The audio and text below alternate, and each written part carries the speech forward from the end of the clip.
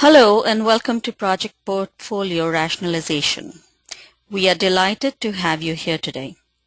My name is Sonika and I am your host. Your presenter is Sourabh Hajela, founder and chief executive editor of CIO Index. Good morning, Sourabh.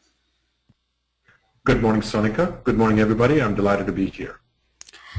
Before we start, I just want to take a moment to address some housekeeping issues. This webinar will last for 1 hour.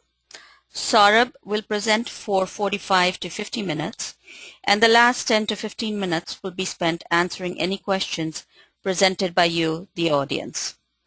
Please note that the control panel is on the right side of your screen, which comprises of 3 panes and a grab tab. The first pane gives you your details. The second is a quick reference guide about this webinar. The third pane allows you to submit any questions to me, your host. Questions are answered in the order received. If there is a need for a broadcast message during this webinar, you will also be able to view it here. The Grab tab allows you to minimize the control panel to the side of your laptop or desktop. You can also download and attend the quick reference guide from our events page on cioindex.com. In the event that you drop your connection, please dial back in. In the unlikely event that our connection is dropped, please wait 5 minutes and then dial back in. Make sure that your microphone is on mute at all times. That's it for me. Over to you, Sourabh. Sonika, thank you so much. Good morning, everybody. Delighted to be here, and I'm ecstatic that you all decided to join us this morning for a very interesting topic and discussion on it. IT Project Portfolio Management, Project Portfolio Rationalization. This topic is, if I remember correctly, the 6th in the series on the 7 skills for the new CIO. We've been focused on identifying some of the key skills that the new CIO, the business leader that everybody's been talking about, needs in order to succeed in this environment. And for those of you who've not been on this journey for all of the other 5 webcasts, we've talked about the connection starting with a business model all the way down to bits and bytes. So dollars and cents to bits and bytes. And along the way, we've spoken about IT alignment. We've spoken about IT processes. We've spoken about a lot of things that help us create business value. Now, this topic of project portfolio rationalization is an absolutely critical topic because it connects many different things and starts to give meaning to the whole idea that IT can actually create value. Because now, as you remember in the last presentation, we spoke about enterprise architecture planning and how our journey has started, basically there's an inflection point from strategy to implementation. So enterprise architecture planning took us from the nebulous world of strategy to now the physical concrete world of implementation. And project portfolio rationalization is actually that step that identifies for us the options that we have and how to pick the correct one. It connects so many different things that I'm not going to be able to cover all of them, but I just want to mention them at this point. It connects IT strategy because essentially IT strategy results in identifying the projects we must undertake, and now we have to go through and select which ones we are going to spend our money on. So that's where PPM comes in. It connects to enterprise architecture because enterprise architecture identifies the elements that will make this entire process feasible and objective and productive. So the building permit process, for those of you who have this process and know about this process, is a critical part of the whole cycle of strategy to implementation, and project portfolio rationalization has an intimate connection to it. It connects to governance.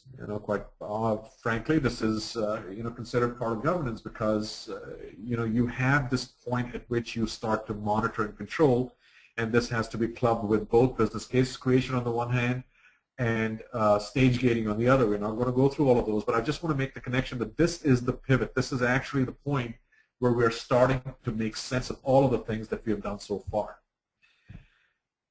Now, I've given you a brief introduction on what PPM is supposed to be for the purposes of this presentation. Let me just give you a minute on who I am. I have about 25 years experience in just about every facet of technology, starting with hardcore technology development. I moved through my career to client server, to systems solution building, to ERPs, then to enterprise architecture, IT strategy, IT governance, and so I have seen this thing from multiple perspectives, and I have seen it also as a consultant and as a head of e-business, more of a CIO, what people are these days calling CDO role, the Chief Digital Officer role, and then I was the head of a business unit, so I saw how technology and CIOs reporting into business units, what their issues were. I led the team that developed the intellectual capital for IT Carney. We got an award for it, and I also was a member of the team that developed the intellectual capital for Booz Allen. So, I've seen this problem from multiple perspectives. Before we begin, I wanted to push a poll. So, Sonika, if you don't mind, would you please ask the question? And you have a minute to respond to it, and I'd really appreciate if all of you participate, because this is the only way to ensure that what we are about to discuss here is actually grasped, and if there are missing pieces, then you are going to let me know what's missing and how to make this better. So here comes the poll, people.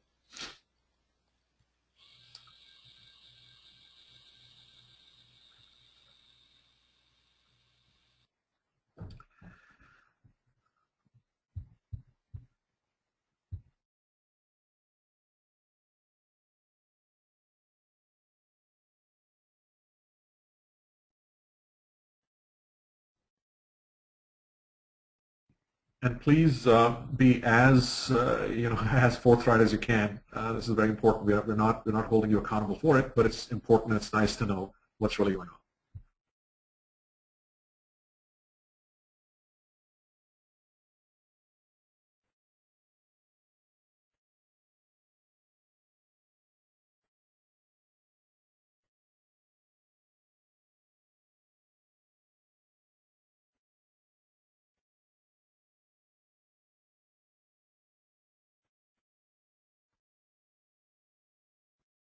All right, Sonika, I think we can close the poll now.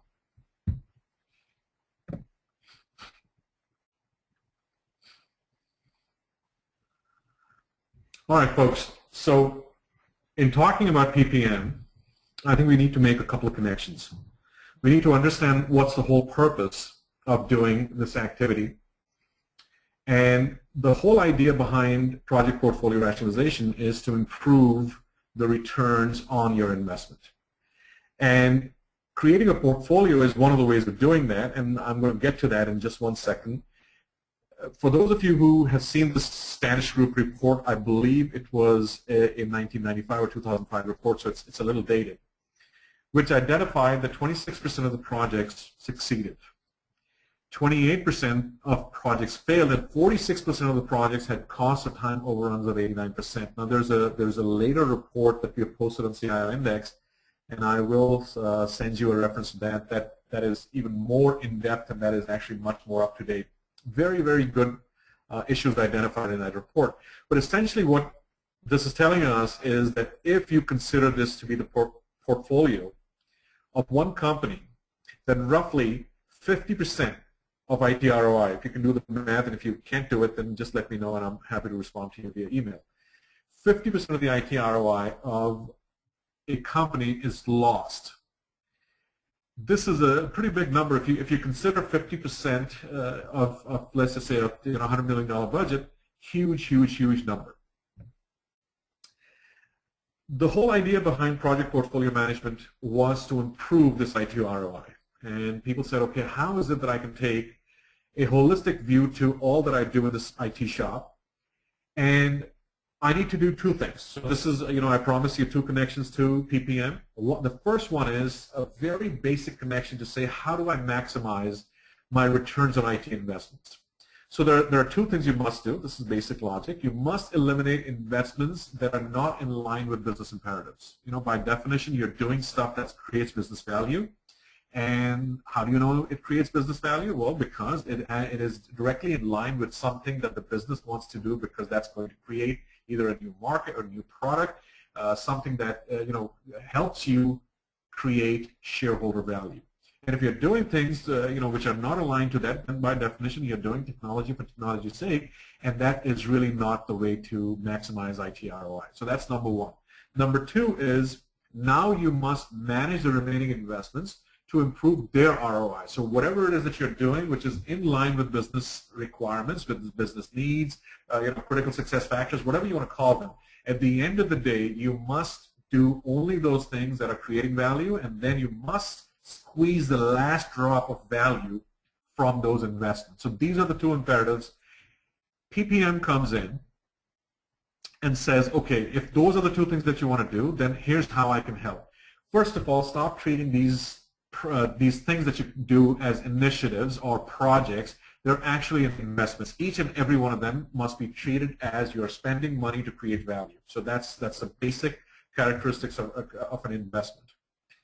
Now, if you want to improve ROI, you have to do these two things. So tell me, how do I do the second thing, which is how do I maximize IT ROI of a given project? This is a very, very simple equation. For those of you who've read the article on the alignment trap, they've spoken about asset productivity. But the three things, the three absolute imperatives for IT value creation are strategic alignment, asset productivity, and process coverage. So what do we mean? First of all, strategic alignment is a very simple term that says you're doing the right things. That is, you're doing only those things that create business value, and the definition is that you are in alignment with some business need, some critical success factor, there's some business imperative. So that's number one. Number two, and we've spoken about this, but I'm just going over this for the benefit of those who did not attend the previous webinars. The second one is asset productivity. What that means is that, let me give you a simple example. If you have a server which is only running at 10% utilization, then by definition you're losing 90% of the value of the server because you can put more stuff on it. Now we all know that that's not how infrastructure planning is done. I'm just giving you an example. So what I mean by that is that you will do either server consolidation or you'll do some planning that says, okay, given my peak load or whatever, I've considered everything, and at the end of the day, I have brought my infrastructure to the point where I am approaching 100%, and we all know we can never get there, right? So asset productivity is a second factor. And then the third factor is process coverage. Essentially what that means is you have identified all the things that you want to do, and now you're eliminating things that are, for example, this is just one example, manual. So if you do something manually, if you do something which is more costly than doing it in an automated manner, then you have lower process coverage. Again, we all understand that there are reasons for doing some stuff manually, but I'm just giving you an example to illustrate this whole issue of process coverage. One can write a book on this. I'm just trying to give you a 15-second overview. So if you were to do these three things, one is strategic alignment, asset productivity, and process coverage, then you have basically covered this whole issue of IT value creation. You must do these three things. And if I'm missing something, I'm happy to accommodate any view that says there are more things, but this is my view of the three absolute imperatives that you must do to create value. So the two things we promised we're going to talk about, one is eliminate anything that is not in line with a business need. And the number two thing we said was, now given the project, you must squeeze value out of it by using these three things: strategic alignment, asset productivity, and process coverage. Now this would be a great breaking point for us to push the poll results. So Sonika, what are the people saying? Well, the question that we asked, Saurabh, was, we have measured IT and know that it has created the following benefits for us. What is very glaring, we had 82% of our attendees today that participated in this poll, but the most glaring point from this poll is that 72% of those who participated are not sure of whether, one, either IT has been measured or whether it did create any benefits in terms of ROI. So if you could address that, because that's a very glaring number that we haven't seen before. 20% believe of those who participated believe that it did increase IT ROI. I'm sorry, 7% believe that it increased 20% or more IT ROI, 15% believe that the increase was between 10 and 20%, and 7% between 5 and 10%. So if you could just address the issue to those who are not sure, I think that's where. Great. Thanks, Sonika. I think, I think this kind of settles the issue for me because I knew that the number is at least 72%. It should have been higher.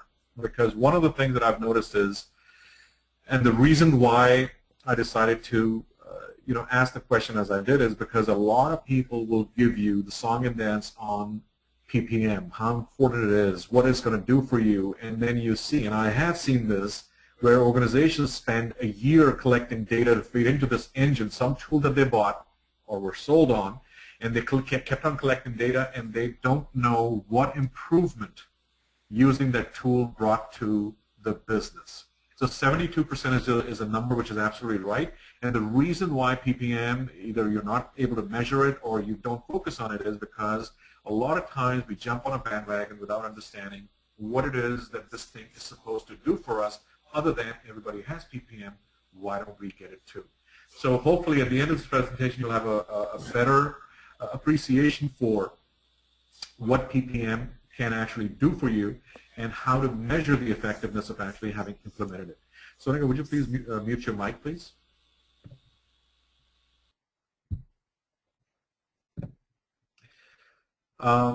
So I'm going to talk about a framework. We've discussed the three elements. I'm going to talk about a framework that will, in very simple terms, I want to explain the process of project portfolio rationalization. I want to connect this PPM process to value creation. And I want to show it to you so that if you see a tool, then you understand what exactly this tool is doing for us and what is it that it's supposed to do for us. It's extremely important for you to understand in very simple terms what's going on. So to create IT value, any framework or tool that you use has to address these issues. So what is the number one point? It's how do I identify investments that are not in line with business imperatives? We spoke about this. By definition, those are not the things you ought to be in. That is technology for technology's sake. Number two, how do I perform an analysis, let's call it root cause analysis, to say what is it that at the end of the day affecting my investment results? So when I say what is it that is affecting my investment results, it has to be at the level where you make decisions. Where should I buy this application? Should I invest in this technology? Should I hire this person? Anything and everything that any CIO or IT manager makes on a daily basis is an IT decision. That decision you ought to be able to say is going to create value or not, because if you take the decision and wait 6 months to find out if it was the right decision to take, then quite frankly you've already spent the money, you can't get it back, so voila, you now have something that tells you the dumb decision that you made 6 months ago should not have been made, or the brilliant decision that you made 6 months ago but never did again should have been done again. So you must have almost instantaneous response to what am I doing, why am I doing it, and how does it create value. Number three thing you must do is to quantify, and not just quantify for quantification's sake, but do quantification in a manner that you verify the results that you said you were going to create when you created that great business case, right?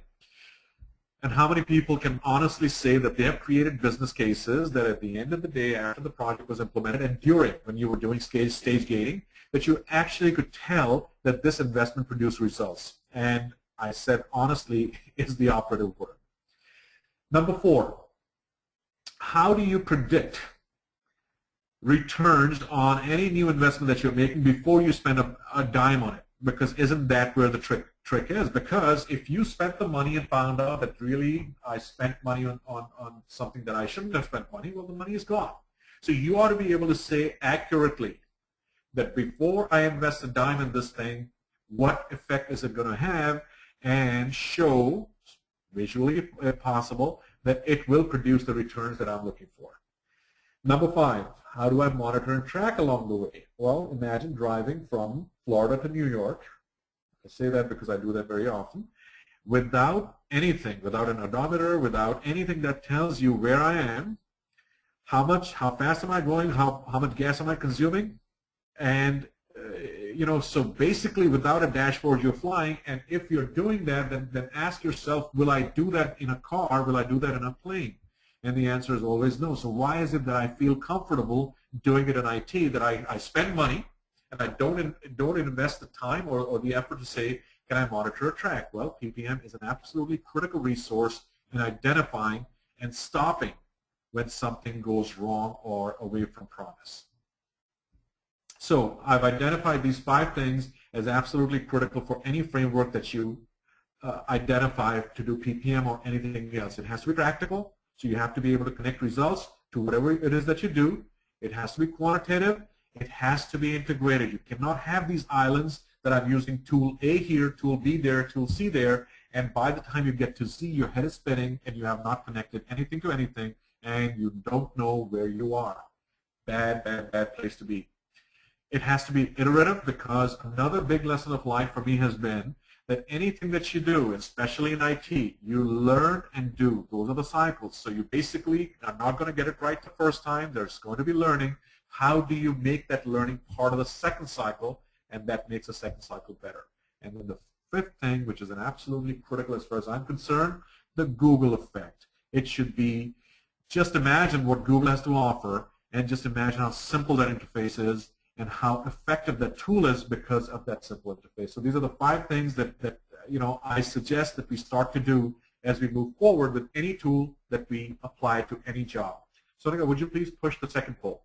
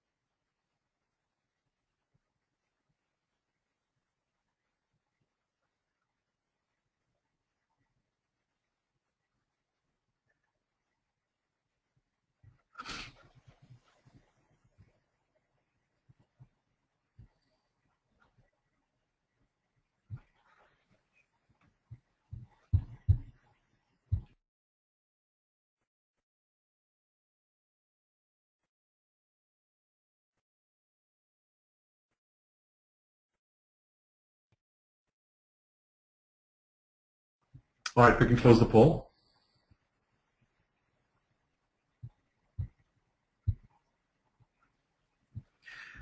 All right. One of the things that I have focused on in these past webinars, and anybody who's read anything that I've written, is that ROI is not an adequate measure of investment results. And there are many different reasons why that statement is true. I just want to focus on one, which is because it fundamentally misses one of the most important things, and that is risk. Because risk is an absolutely critical element. You can plan all you want. You can build these rosy pictures of what is going to happen with these gazillions of dollars coming in return, and only $2 spent to get those gazillion dollars. But at the end of the day, it's risk that determines. And for those of you who remember our journey so far, I connected these 3 elements to business case and how they determine what should be presented in a business case. But I just want to, again, go over this to make the point that it's IT value, not IT ROI that we're after. So we must factor in 3 things. We must factor in business value, we must factor in the cost, and we must factor in the risk.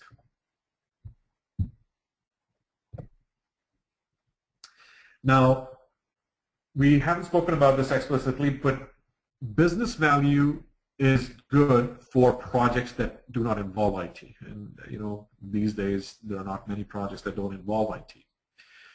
One of the absolutely critical, and this thing is so nice to know about IT, because IT value is another dimension of return that sometimes we miss. And this is the residual value that is inherent in any IT investment. You gain this value, you pass it on. For example, a very simple thing that you created an API library for one project. That same API library can now be used for other projects. You implemented a piece of software that can now be used for other projects. You learned something, and this is stuff we went through in the last presentation, so I'm not going to spend more time on this, but it is absolutely critical for us to understand that we are in the realm of IT investments, and IT investments have an inherent property, which is technology value. That technology value must be quantified. That technology value must become a part of the equation. So we're going to go through now each and every one of these dimensions, and then we're going to go through the portfolio rationalization process. But I wanted to see what you have said about the second polling question. So Sonika, would you please push the second polling question and tell us what we are all thinking? Sure, sir.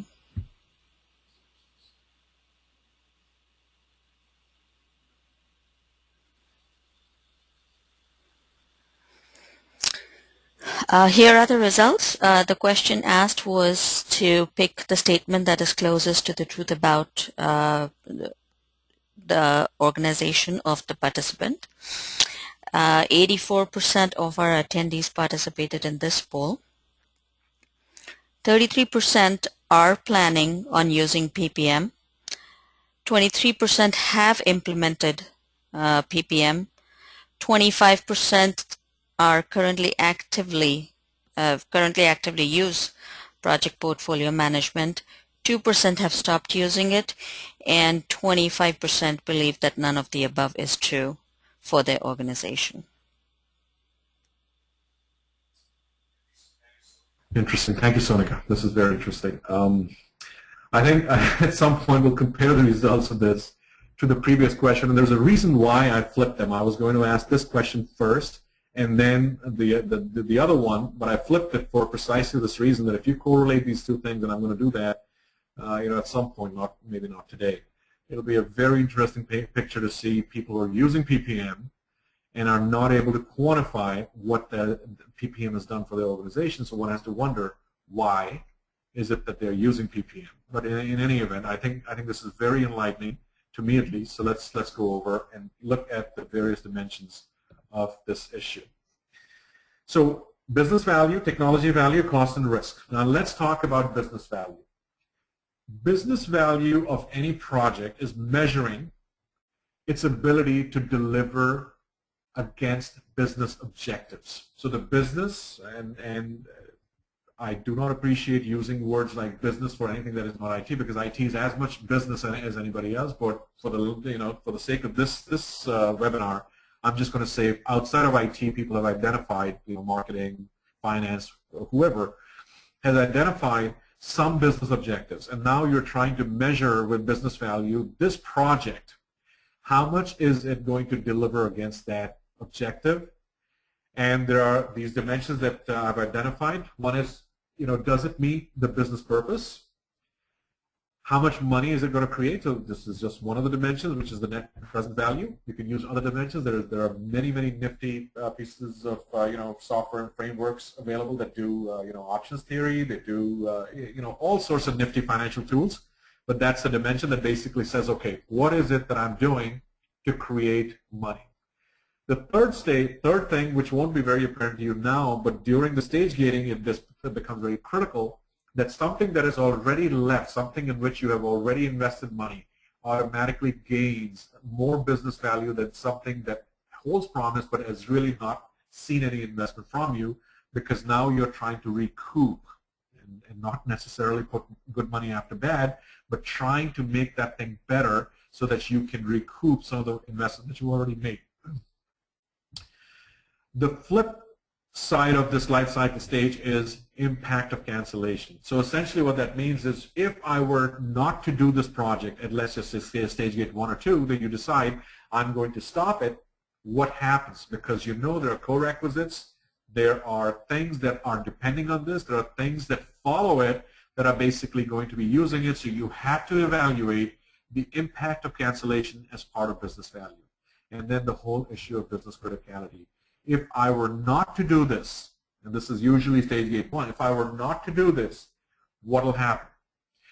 And this, is a very subtle play on, if I were to do this is a question that everybody answers to say, okay, if you were to do this, all of these things are going to happen. There's going to be world peace, birds are going to fly, you're going to make a gazillion bucks, but nobody ever answers the question to say, okay, so if I were not to do this, what's going to happen?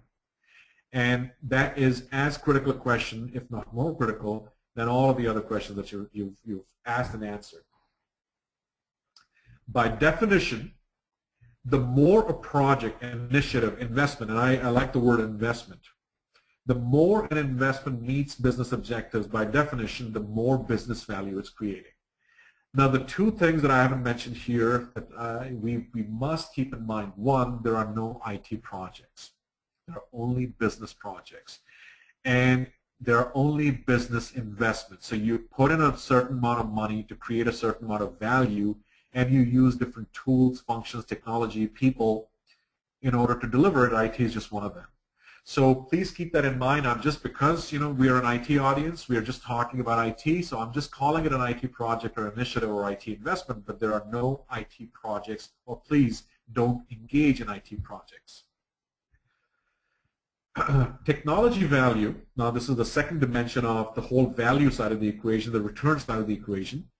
Technology value, on the other hand, measures the ability of the project to deliver against technology objectives. So when we spoke about residual value a few webinars ago, excuse me, we were talking about what is it that I can take away from this project that is a byproduct of this project, however, I can use many times over.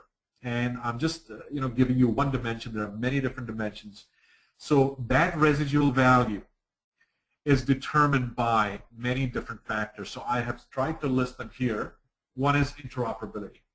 So if I look at anything that I'm trying to do, if I'm trying to build an island, then by definition is going to be costlier. It's going to take a lot and perhaps not deliver what it is that I'm looking for. So interoperability is one of the dimensions of technology value. Scalability. Works great today. Will it be able to take real production loads? B, will it be able to take business growth moving forward? How much money will I have to invest in making it more scalable? So is it scalable by design? And that is one of the things that you'll notice cloud computing has started to offer to us, is instantaneous scalability, almost instantaneous scalability, and by, at least on paper, and endless scalability. I mean, if Amazon is running on an infrastructure, then quite frankly, just about every other business that I've been to can run on that infrastructure. The third thing is reliability. It's a great piece of technology. I've implemented it. Now, what happens? Does it break every day? So you'll notice all of these dimensions are things that you and I, being technology people, are much closer to than the business value side of things.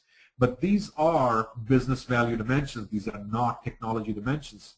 The dimension is technology value, data integrity and access, security, portability, maintainability, performance. These are all dimensions of value. They are not, they may be characteristics of technology, but they are all dimensions of value. They all add to the value side of the equation. In order for any project to meet the technology value measure, to be profitable for us from a technology perspective, to create residual business value, because you must not invest in for the most part, we should not invest in business projects that don't have this residual value. We must not only be cognizant of the value, but we ought to be able to measure it. We ought to be able to say that this is what I'm going to leave behind once I'm done with it. And you'll notice a lot of the projects that you undertake will become more profitable if you can quantify this. So this, combined with business value, is the return dimension that project portfolio rationalization, three dimensions: return, cost, and risk must factor in.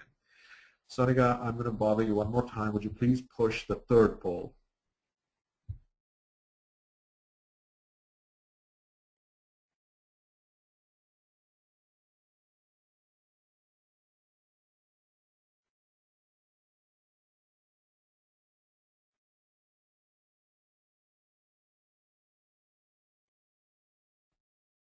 And this question gets to the heart of the governance structures around PPM, and you'll notice this is not a random question if you read the responses, and hopefully you will and participate.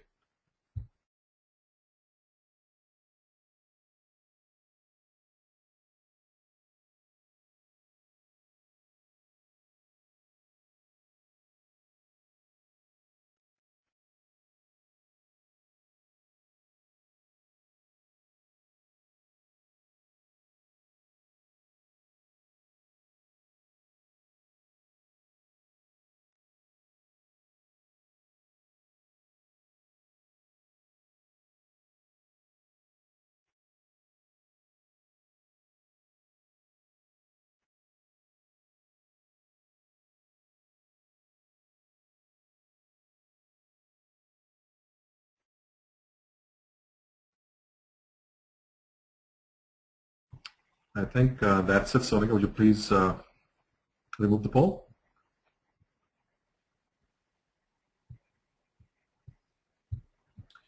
All right, folks, so far we've spoken about the return side of the equation. Now let's talk about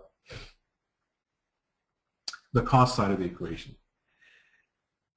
Now, and we've recently posted a whole bunch of stuff on calculating costs accurately. There's a whole, stack of documents and books that can be used to create a very nice, accurate, meaningful definition of cost. You have two major categories of cost. You have your initial, the money that it takes to build this particular solution, and then there is ongoing. So this is really not a mystery. This is not something really sophisticated that a lot of people don't understand. The whole idea is what one of the frameworks that we use, the total cost of operation, the TCO framework, uses, which is don't give me just the cost to build it, don't give me the cost at this stage, give me the total cost. And the horizon can be 3 years, 5 years, whatever. You have to take a meaningful horizon and tell me, what does this project cost me? The useful life definition varies, and the useful life has now been both reduced and extended because the pace of technology is such that technologies change very frequently.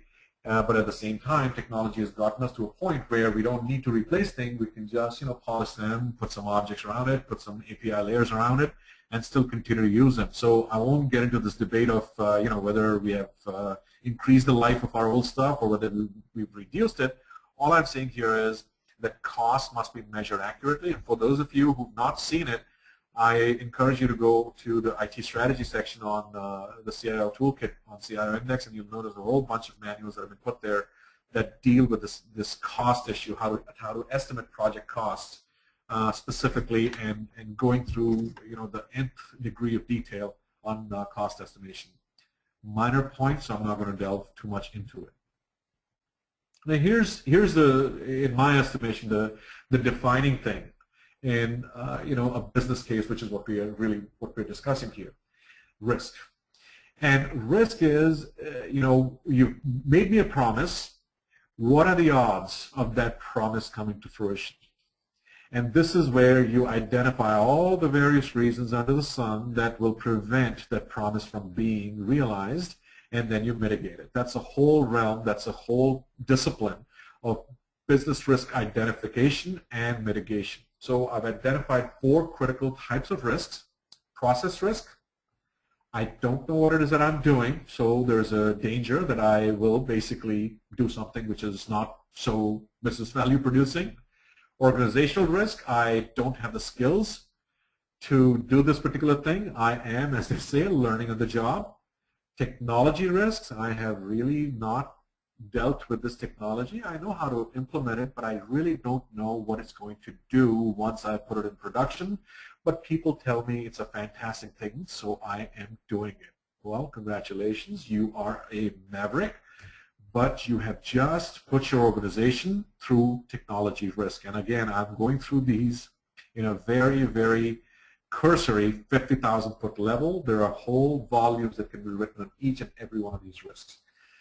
Then comes the functional risk that says, okay, all of the stuff that I thought was important to do, what you told me is important to you, maybe I've missed a few things. Or maybe I'm not doing them the way they should be done. Maybe I'm not doing them in the most efficient way. Algorithms, people, everything that we are trying to do in the functional realm poses a risk. These are the four major categories of risk that must be identified and mitigated. And every single project, whether you are a participant, a leader in the project, or you're the CIO, or a member of the steering committee, or anybody who's looking at the project, must ask questions to say, you want to do this, this is phenomenal. Now tell me, have you looked at this, which will be the reason why you won't deliver against the promise. And if we are really smart and intelligent and we learn from our mistakes, we will create a database of the kinds of stuff that we either A, miss, B, we're not very good at, because every organization has a DNA.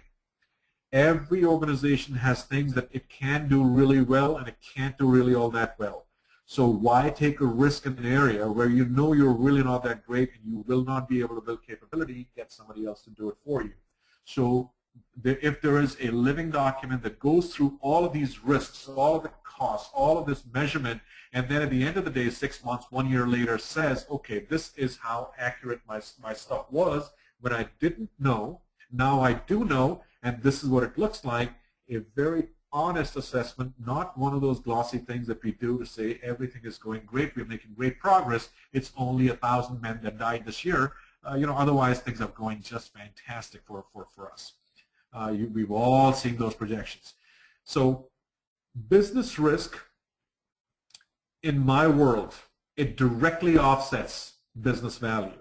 So whatever the rosy picture of the future that anybody has painted for me, I subtract from it business risk. The higher the risk, the higher the business value threshold that somebody has to cross in order for me to say, okay, this is a worthwhile investment to make. But let me make a point here about technology value. So the place that we focus on saying, okay, I won't do a project unless it gives me a positive return, which basically means positive dollar terms. It must make me some money. That's the place where we miss out on real gems. And why is that? Because there are projects that we undertake purely from the perspective of technology value.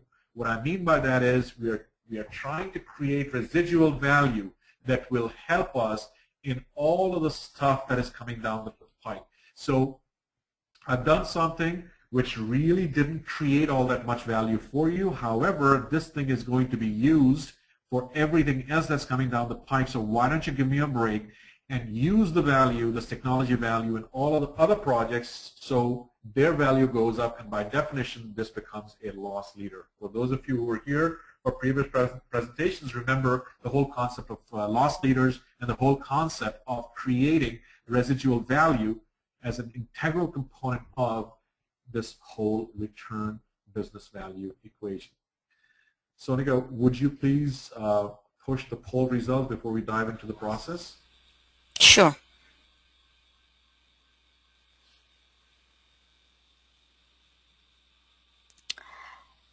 The question posed was project portfolio management is best supported by creating or using the following, and the options provided were an IT investment steering committee group. 33% of those that participated in the poll believe that that is the case. A CFO, finance department budget committee group, only 2% believe that that is the case. An enterprise architecture driven building permit committee, 8% believe that is the case. All of the above, 60% of those that participated, and this was a lower participation rate. We had only 75% of the attendees who participated in this poll, but most of them believe that it is all of the above. Great, thank you, Sonika. I think I'm with the people who think all of the above because PPM is sitting at the intersection of all of these various processes. And for us to miss one of them will basically create a scenario where I'm actually surprised with the 2% in the CFO column because this process is absolutely critical and linked to the whole budgeting process and chargeback. But good insight. Thank you everybody for participating. All right, so we've built up to the point where we can now discuss a very simple process to do what we said in point number 1, eliminate all of that stuff that does not create value for me. So we've got, in this nifty chart that I've drawn up, we've got business value, technology, risk, and cost. Those are the 4 dimensions. And for the sake of simplicity, what I've done here is I've said, okay, we're going to give them equal weightage. Quite frankly, rarely, if ever, will all of them have equal weightage. But whatever framework you develop and deploy, you must consider using a consistent framework. The point is not equal, the point is consistent.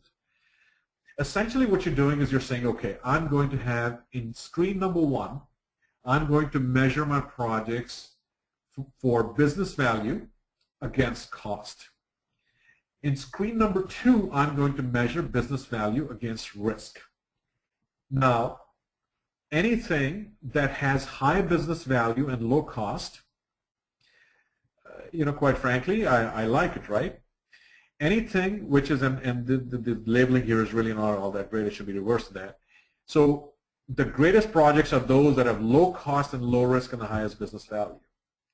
Now you are faced with a situation that says, okay, I'm creating a tremendous amount of business value, but my cost is really high. So now you're going to put them, and I'm not going through the stage gating at this point, but these are the things that you factor in when you're trying to say, okay, what is it that I factor in? Well, you've got a fantastic project with high business value and high cost. This is something that you must review to see if I can reduce costs or I have to shelve it because it's now becoming counterproductive. I shouldn't do it. The same thing goes for risk. Anything with high business value and high risk, you're going to review and see how can I mitigate risk? Can I live with the risk? What is it that I don't know at this point? Maybe I should continue to the next step to see. Those are the kinds of decisions that come in. Now comes the final screen. So you've basically identified everything that is of value, which is high business value and low cost and low risk, or some of the dogs that you basically feel are going to turn into some real valuable cash cows. You say, okay, I've done that. Now let me see. Business value versus technology value. You see, one is instantaneous gratification. The other one is perhaps at some point you will see the effect and the value in this. So here again, it's a very simple 2x2 that says anything which is high in business value and high in technology value. Quite frankly, this is something that you want to keep. Something which is high in business value and low in technology value. Well, you have to review. The flip side, low in business value. That is, my gratification today. It's not going to happen. But 5 years down the road, I'm going to give you something. Well, quite frankly, people like me, if I'm sitting on that committee, I'm going to say, well, stop. We need to either understand what's going on, or this doesn't get funding. Now, a typical infrastructure project will invariably fall under this category because you are trying to invest money in laying a pipeline and saying, okay, at some point people are going to put gas through it and we'll make money. Why don't you wait for it? Well, no. Why don't we do one leg where we put one end of this pipeline and see if any gas flows and if there's any customer at the end of this pipeline.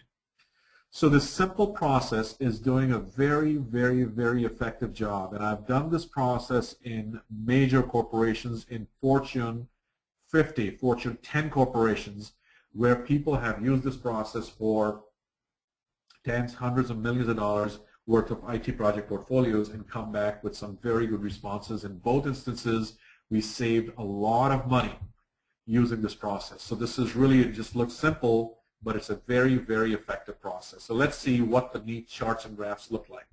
So in step 1, this is what the business value versus the total cost of ownership graph looks like.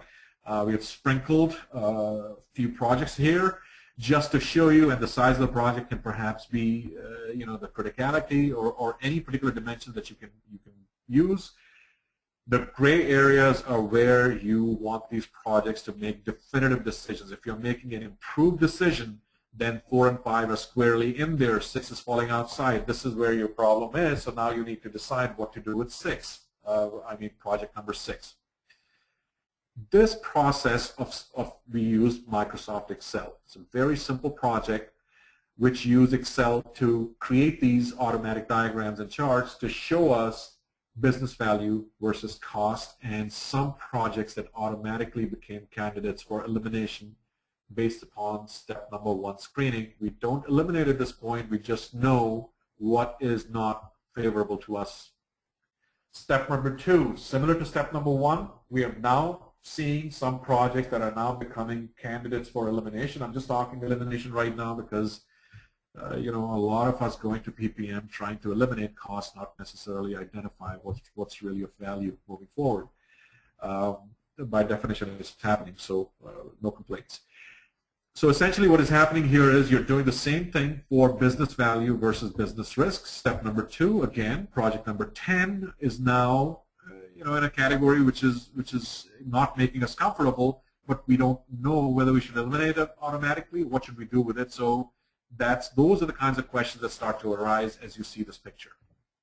Step number 3, business value versus technology value. Same exact concept, same exact process to say, okay, this is how I'm creating technology value, but I'm not creating business value. What should I do?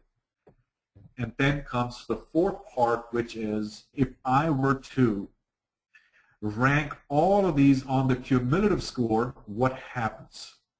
And if I were to add up all of those cumulative numbers, what happens? Well, this has got 2 things. One is that it's a very simple way to either support your elimination or funding decision, or it has a way of telling you that, look, the overall picture may not look all that great for this particular project, even though on one of the dimensions it came up as continued.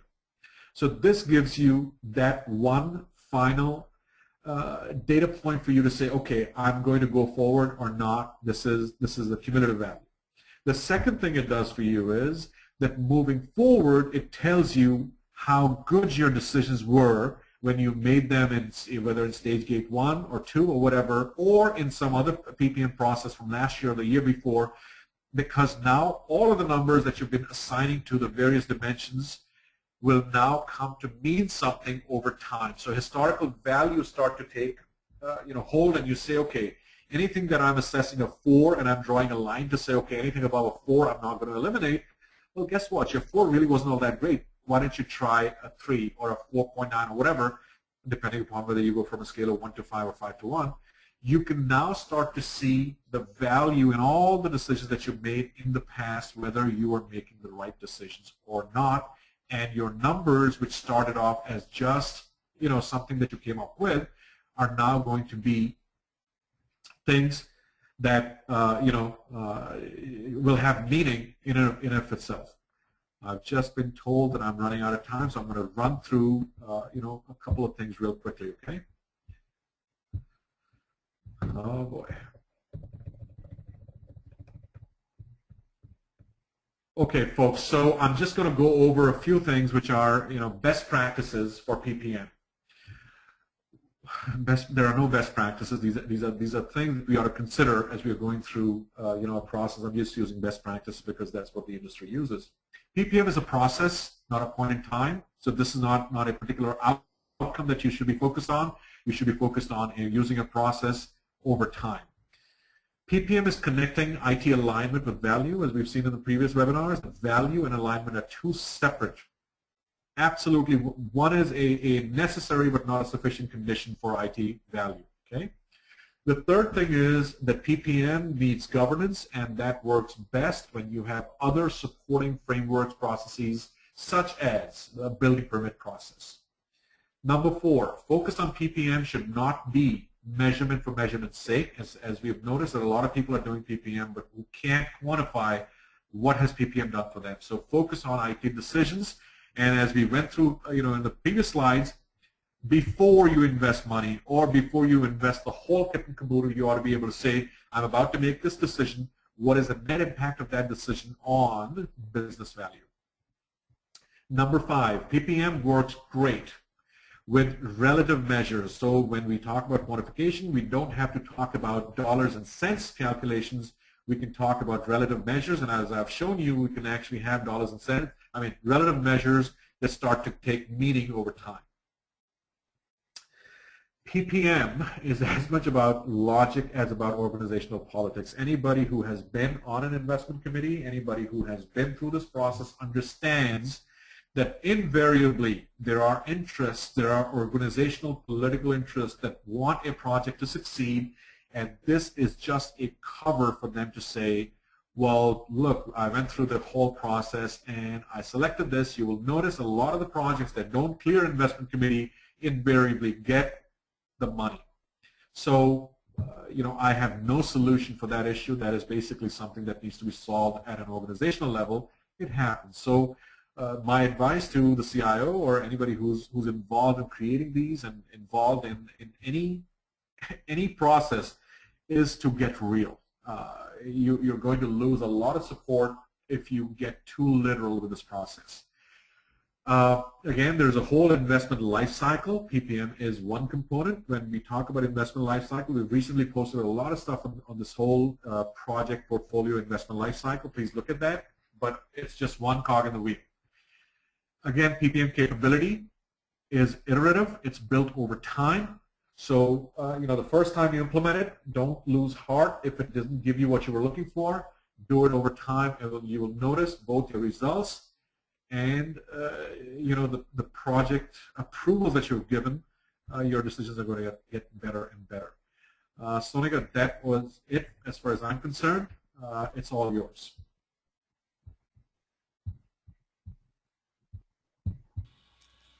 Thank you so much, Saurabh. We have had a number of questions, so I have extended the time slightly, but we'll try to address as many questions as possible. And then for those of you whose questions we do not get to, Saurabh will email his views or answers to them, try to get as many of them as possible. So Saurabh, the first question that I had received was, what is the best tool for project portfolio management? I stay away from the tool discussion. I think any tool that you like is good enough as long as you remember that a fool with a tool is still a fool. And a tool is just something that gives us automation. It does not replace thinking and decision making. So pick the tool, whatever floats your boat. What about framework? What do you think is the best framework for PPM? The same answer. I believe that the basic idea behind PPM is to improve IT ROI, IT value, to be more precise. And it is this belief that leads me to say that whatever framework you pick, if it's integrated, if it's easy to use, if it's iterative, if it's practical, it's helping you make decisions, if it's helping you eliminate waste, if it's doing that before you spend the money, then for all practical purposes, that framework works. Okay. The next question, I'm going to combine a couple of questions. The first one is fairly simple. How do we quantify the results from using PPM? And I'm going to join that with another question asked, which is, how can we measure how closely a project objective is met if that objective cannot be quantified? So, for example, increasing the quality of customer service. So if you can address how do we quantify in a project that you cannot, whose objectives you cannot quantify? The thing to understand in all of the stuff that I do and I've done, I always focus on quantification. And I mean every single thing can be quantified, because in life, everything that we do, we quantify. The quantification equation turns really sour on us when we start to quantifying dollars and cents, and that is where I think it just goes bad. because a lot of things can't be measured in dollars and cents, not accurately at least. So the whole realm of quantification can be a very simple scale-based measure where you say you start measuring things on a scale of 1 to 5, and it starts with an opinion. So if 5 people who are experts or subject matter experts take a particular topic and they say on a scale of 1 to 5, what do you think is, I'm just making this up, the likelihood of this happening, or the value of this, or the likelihood of this not happening, you will get, 4 of them or 5 of them or 3 of them to agree on some measure. And for decision-making purposes, that measure is absolutely invaluable because now you know where you should make that decision. Over time, what's going to happen is that you will see that measure, the 4 or the 3 or the 2 or whatever it is, whether that worked or it did not work. So over time, historical numbers are going to start to make sense to you.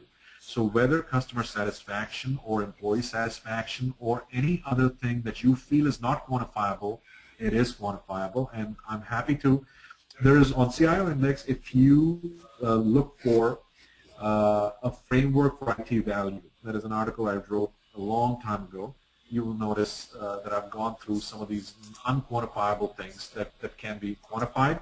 There are many other frameworks available that do this quantification.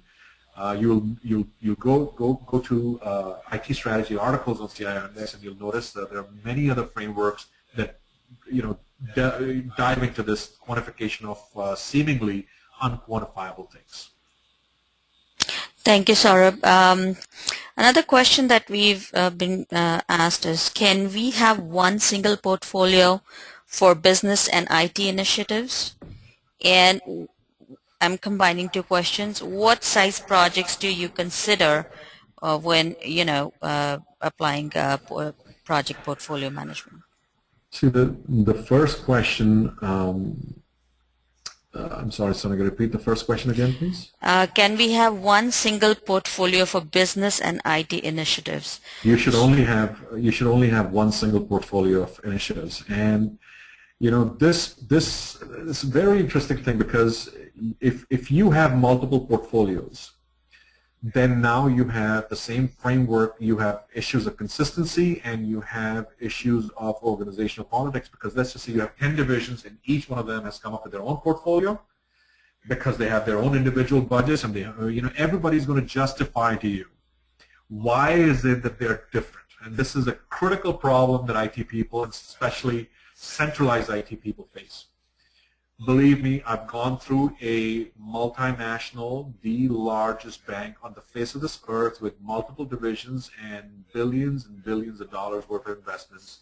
And if they could have a single portfolio, so can you. So the answer is have a single portfolio. The second thing is there are no IT projects, there are only business projects. The third thing was the follow-on question, Sonia, that you asked, and I'm sorry I forgot that. It's basically, what size of projects do you think we should be using PPM with?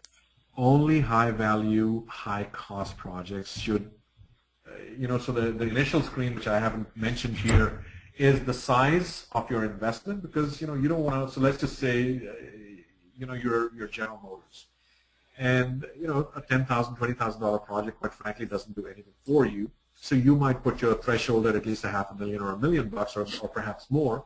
But I would encourage you to have that screen, because if you go and apply this process to 10,000 projects, or if it's a large corporation, there are at least 1,000 projects going on at any given point in time, you're not going to get the results. So it has to be a select few projects that you apply this process to, and so set the threshold, whether it's driven by $1 million plus, $5 million plus, or whatever, or it's driven by value. So either one of these can be applied as an initial screen before you get on to step number 1. Saurabh, you spoke a lot about they're only business projects. So one of the questions that was asked was, how do we link investments such as server upgrade or server retirement to business objectives? That's where the trick is, because if you, I'm going to take an even more important project, which is enterprise architecture. How many people have actually successfully got funding for enterprise architecture based upon a business case? And quite frankly, it's like anything else. You're building a road, you're building a pipeline, or you're building the design for roads and pipelines. It's the same thing. There is no value side of the equation yet. You're making stuff up. You're saying, okay, if I were to do this, this is what I could say, this is what I could make. But quite frankly, there really is no value side of the equation. So you've got two things. You've got multiple alternatives, but I'm just mentioning two. One is you say, okay, I'm going to go with this, value side of the equation based upon my historical data, or I'm going to make something up based, obviously supported. I'm not saying you're making things up, but it's supported and one can do it. Or you club this thing with something else that you must do, which is creating business value. So I've always advised anybody who would listen to me is to not have these, what I'm calling infrastructure kind of projects alone. You must club them with something else that is going on. So for example, you are implementing a new system. Could server consolidation or could laying of a particular domain architecture be part of that process? And then you have the business value side of the equation that will shore up the cost involved in that server consolidation. But if you have server consolidation as a project, then the only thing that you have in your favor, or the only thing on the business value side, is the cost saving. And if I'm on that committee, I'm not approving that project. I'm going to sneak in one last question, Saurabh, given the time constraint.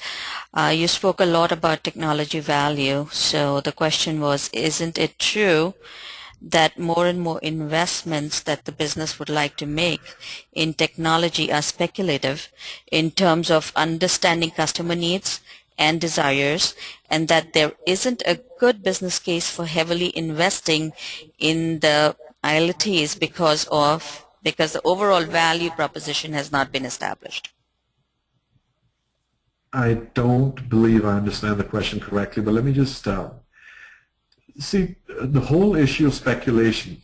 At any given point in time, everything is speculation because you have nothing concrete to show. You're making a promise. Now the question is, how solid is that promise? That promise is solid based upon the analysis that you present in your business case. That promise is solid based upon who you are. So if you have a track record in that organization, and again, we are in front of the investment committee, and I'm listening to a person who has a track record of telling it, more accurately than somebody else who paints a really nice picture for me, then quite frankly, I'm going to go with a person who has a track record.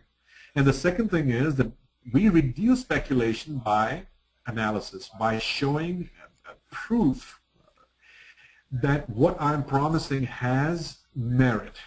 And that's the only way to eliminate speculation. Now, the whole issue of investing, Sonika, I think I missed the second part, and maybe I'm better off reading the question and then responding to it.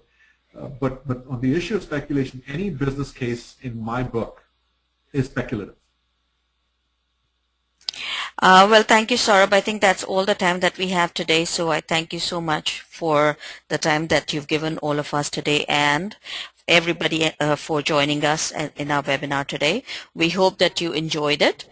Your feedback is really appreciated as we continually strive to improve upon what we deliver to our members. So please send us your feedback to webmaster1@cioindex.com. Our next webinar in the series, which is the last of the 7, Vendor Relationship Management, is scheduled for May 15th. You may register for it at cioindex.com. We will shortly be adding other upcoming webinars on our events page at cioindex.com. If you have missed any of the previous webinars in this series and would like to view them or revisit, if you've already attended them, they are now available for you to access. The recordings are available on our archives page at cioindex.com. Thank you once again for joining us today. You may exit the webinar by simply clicking the X on your control panel or choosing File, then Exit. Thank you and have a great day.